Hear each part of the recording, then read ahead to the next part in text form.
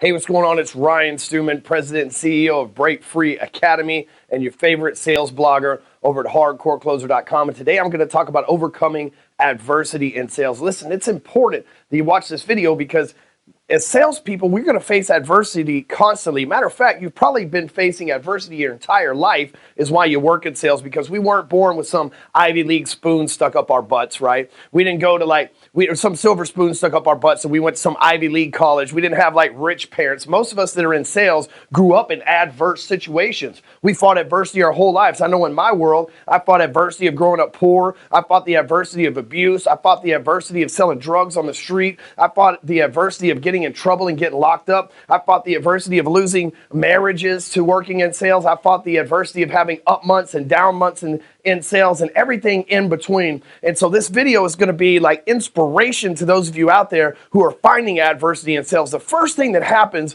when you get into sales is your sales manager typically says, here's a list of people to call that want nothing to do with you, that do not want to talk with you, and are probably not even interested in buying your product. Go sell them something. You talk about being thrown into an adverse situation that's not very advantageous for you, the salesperson, but somehow we seem that the best of us seem to make that stuff work anyway. We go knock doors, we cold call, we do whatever it takes in order to make sales, right? But along the way, we find people telling us no, and to quit calling them, and to leave us alone, and to F off, and everything else along the way, and it becomes difficult. Right? There's days where we've been told screw off 100 times in a row. We've been told that you're a loser, losers cold call. I hate slimy salespeople. Salespeople are scam artists and all this other stuff. And we're faced in adverse situations. And if you go 2 or 3 days in a row without making a sale and you've had people just treat you like crap over and over and over again, it's easy to get burnt out. So I'm going to talk to you today about how to overcome all that stuff, because really sales is just mind over matter, right? Sales is a mindset, not necessarily a skill set. Because listen, a lot of people think you got to talk your way into making sales, but really the truth is you're more likely to talk your way out of making a sale as you are to talk your way into making a sale. Sales requires two things. I say this all the time. It requires empathy, which means that your prospect understands that you understand their situation, and confidence, meaning you have the confidence to provide the solution for them after you understand what their problem exactly is. Okay, so I want you to pay close attention to what I'm going to share with you, because this is how you can avoid being burned out from adversity. First of all, you have to adopt the SW3 method. Some will, some won't, so what? The best thing that you can do is you can just trust the process, right? Whether you're making cold calls, which I don't like to do, I haven't made a cold call in over a decade. Whether you're knocking on doors, which I don't like to do, I don't do, and I haven't done that in over a decade. And I'm going to tell you some ways to get around that stuff once we get further into the video. But what I want you to do is you have to trust the process. You have to detach your emotions and detach yourself from the outcome. Right? Whether they buy from you or not doesn't matter. Obviously, when they do buy from you, it's a lot better than when they don't buy from you. But you can't expect every single person that you get in contact, even if you're taking inbound leads, to buy from you. And if you do expect every single person that you talk to buy from you, you're delusional, because that's just not how it works in sales. Even for guys that are at the top of their game, like myself, people have excuses. They don't have the money. They don't have the time. Their wife won't let them. Their friends won't let them. Their boss won't pay for it. Their kids are in soccer. They've got a vacation coming up, and whatever other excuse that they can come up with. We can't always close everybody. The delusional salesperson syndrome is that everybody wants to do business with you. And the truth is, everybody may want to do business with you, but not everybody can do business with you. So the first thing you got to do is you got to remove the emotion and detach yourself from the outcome and just trust the process. Whatever process that you have, whether it's my catch selling system, which you can find in a lot of our programs, or whether it's your system of making calls, whether it's your system of following up with prospects, or a system that you learned from one of the other famous sales trainers out there that you read in a book, you have to remove the emotion and detach yourself from the outcome. Because if you get emotionally attached to a prospect and they hurt your feelings, you're going to get burned out. If you get emotionally attached to closing everybody being the outcome, then they're going to hurt your feelings again, and you're going to get burned out because you're not going to close everyone. It's just absolutely impossible, because not everyone's closable. Now, the first thing that you can do to avoid the most amount of adversity is you can leverage places like social media in order to make offers, as opposed to going and knocking on doors, right? Like right now, if you go and you knock on a door, it's going to take you 2 or 3 minutes per door if they don't answer.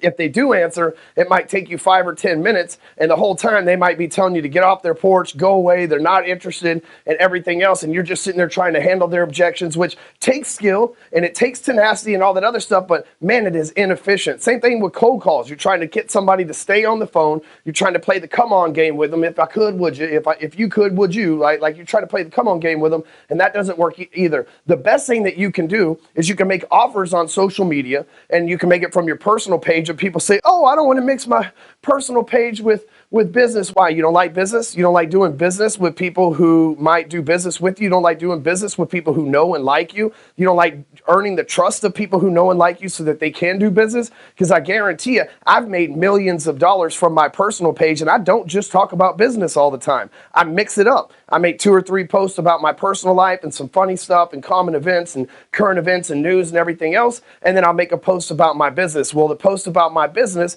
people start to engage. They ask me how they can get involved, and I make money from it. The next thing is you can join groups on LinkedIn, Facebook, Pinterest, Instagram, like all these chat groups and all these forums that you can get involved in, and you can talk to people who are interested in what you sell. So in other words, if you're a loan officer and you want to sell to real estate agents, why wouldn't you just go join a real estate group? There's tons of them on social media, and you join a real estate group, you're in a group full of people that could potentially buy from you, and all you got to do is engage them, have conversations with them, and move them forward through the process, and have those conversations, build those bonds with them, and then get them to go to breakfast with you, then get them to go to lunch with you, then get them to go to take shots at the bar or whatever it is that you're into with you, right? You don't have to go knock doors. You don't have to put yourself in adverse situations. You see, what happens, I'm going to get into some mindset stuff with you here.